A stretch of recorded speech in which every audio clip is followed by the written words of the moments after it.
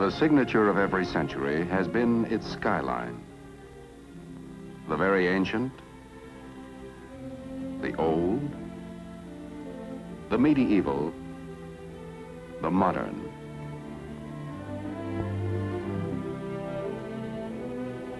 Imprints of man's never-ending path of progress, silhouetted against the ageless canvas of the sky. Our day, our times, our signature, our skyline. Metal fingers beckoning to the invisible, calling to sound the ear cannot hear, and sight beyond the range of the unaided eye. Our era, the era of television. The dream of television had persisted for centuries. The human eye is a miraculous instrument, perceptive, sensitive, forever tuned to the pulsating wavelengths of light. Yet the eye is hemmed in by horizons. It cannot see over a hillside or beyond the haze of distance. To extend the range of human eyesight, man developed marvelously sensitive instruments, binoculars.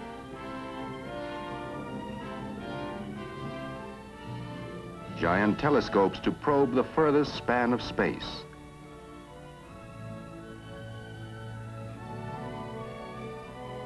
But always there were barriers, distance. Could man fling pictures to the sky and gather them in at a distant point? It was a provoking challenge. And nowhere did the challenge provoke more unending experiment and research than at RCA. As far back as the 1920s, two men took up this challenge. They shared the irresistible dream of television. David Sarnoff, chairman of the board of RCA. Dr. Vladimir Zworykin, honorary vice president and technical consultant of RCA. Dr. Zworykin, every now and then I like to put the calendar back and remember another important occasion when you came to my office. You were a good salesman, and I was a good dreamer.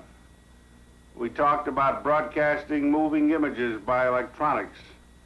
And I remember that I asked you what it would cost to develop an all-electronic television system. Do you recall your estimate? Of course I remember. I asked something like $100,000. Your estimate missed by quite a bit. It cost RCA more than $50 million to create, develop, and introduce America's first all-electronic television system. And since that time, as you know, RCA has spent another $70 million to pioneer and develop the compatible color television system. But how well that money was spent. We succeeded in extending human sight far beyond the horizon. Yes. This is wonderful thing about television. The extension of our sight. You are better acquainted with this progress, General, than anyone because of your participation and leadership in so many phases of television development. It was nearly 30 years ago that I came to your office with that tube, the first eye of television. Yes, I well remember it. Nearly 30 years ago. And what a great invention this tube has become. It certainly has fulfilled its destiny. Well, General, this is the grandfather of the pickup tube. Do you want to see the newest grandchild? Well, I'm all for grandchildren. Let's have a look at it. Well, here it is. Well, this certainly looks very interesting. What do you expect this grandchild to do? Well, that's what we call miniature Vidicon. And I hope eventually it will replace all the existing pickup tubes for all the purposes. Well, that's very interesting and certainly very promising because what we need to do is to reduce the size and the cost of these components so that television, color television, both at the transmitting and the receiving end, may be within the reach of everyone. That is my hope.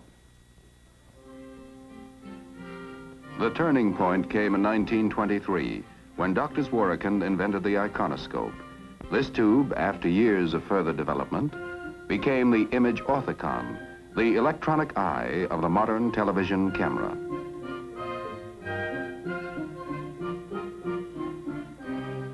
In 1929, Dr. Zworykin and his associates announced the first successful electronic kinescope, forerunner of today's television picture tube.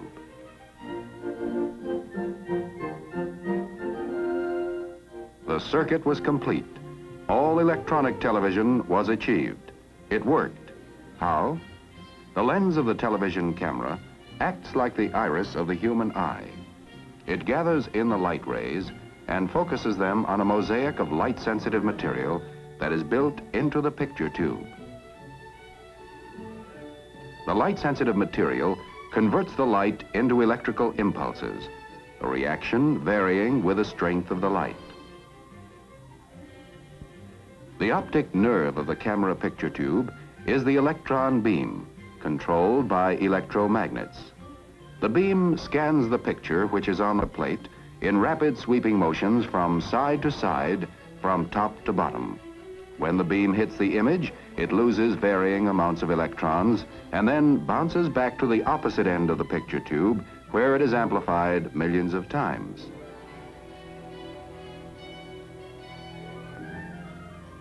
It is led off to the transmitter in the form of electric current.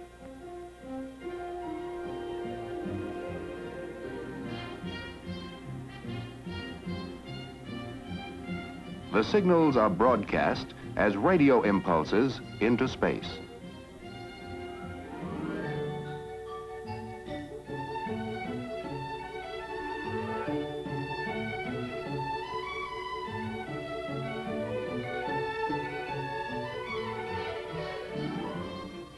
Heart of the receiving set is the kinescope. Here, the action is reversed. The stream of electrons, synchronized perfectly with those of the camera tube, literally paints the picture information on a chemically treated screen line by line. The glow is bright when the beam is strong, less bright when it is weak. Thus, the picture is reassembled. 1931. Atop the Empire State Building, the National Broadcasting Company, a service of RCA, erected the transmitting antenna for experimental television station W2XBS.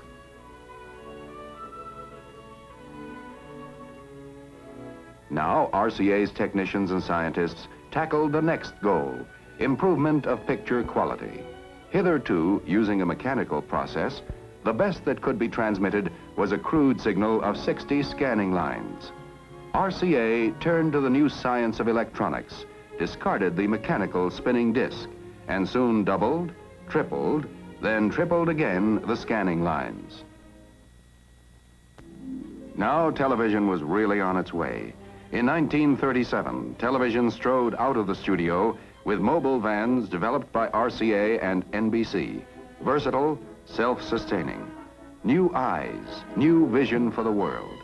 A man could sit at home, yet his eyes could scan the countryside.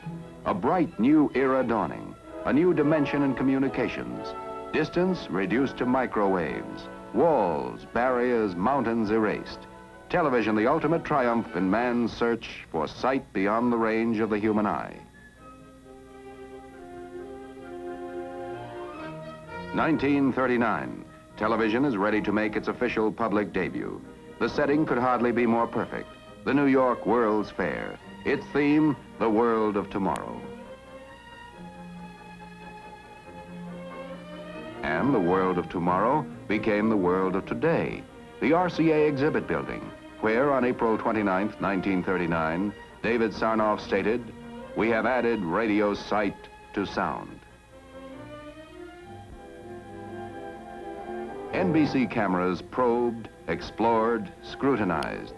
Viewers watching the 3,000 television sets then in New York saw the first president ever televised, Franklin D. Roosevelt, officially opening the world of tomorrow.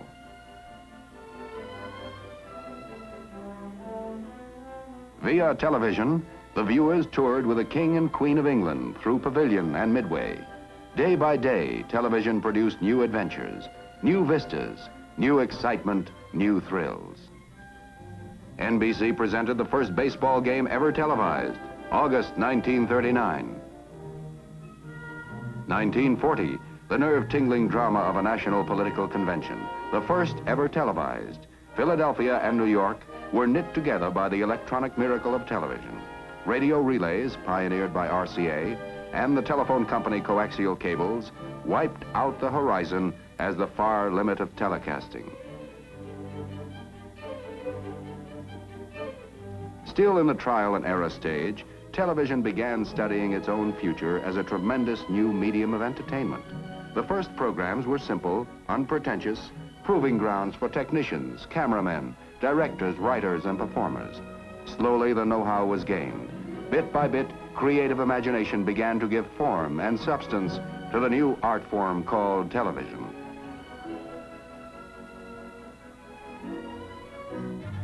(1941), a fateful year, war, and the beginning of a 4-year blackout for commercial TV. And television enlisted for the duration. Research went forward at war tempo. At RCA's David Sarnoff Research Center, Princeton, New Jersey, 24-hour shifts explored every corner of the new world of electronics.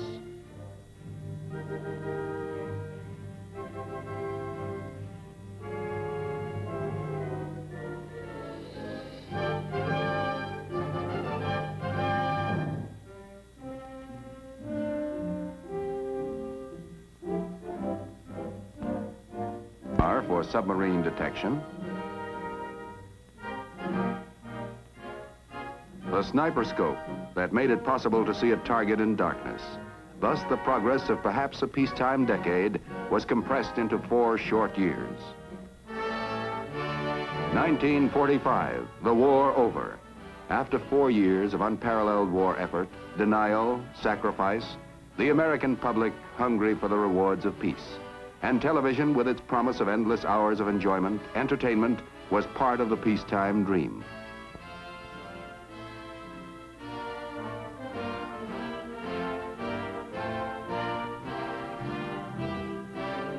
RCA, although 1949, an historic television first, a presidential inauguration. As Harry Truman took the oath, the event was a dynamic industry employing more than 1 million. Television, an unparalleled blending of science and art, invention and engineering, private incentive and public service. By television, American business has found a most effective advertising medium. And in turn, advertising has provided the resources that sustain the standards of programming and permit the never-ending research that is the heart of the television industry.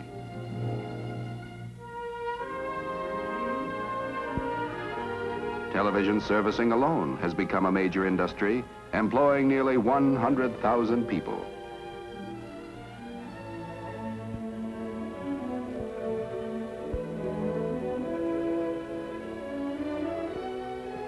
Yes, in little more than a wink of time, television has entered our homes, our lives, imprinted new silhouettes on our skyline. And all this has been just the beginning. There was still another dream to be realized. Still another dimension to be added. Black and white television had been the herald. It put millions of TV sets into our homes, built hundreds of TV stations, created an industry, an art, a public service, an exhilarating component of our American way of life.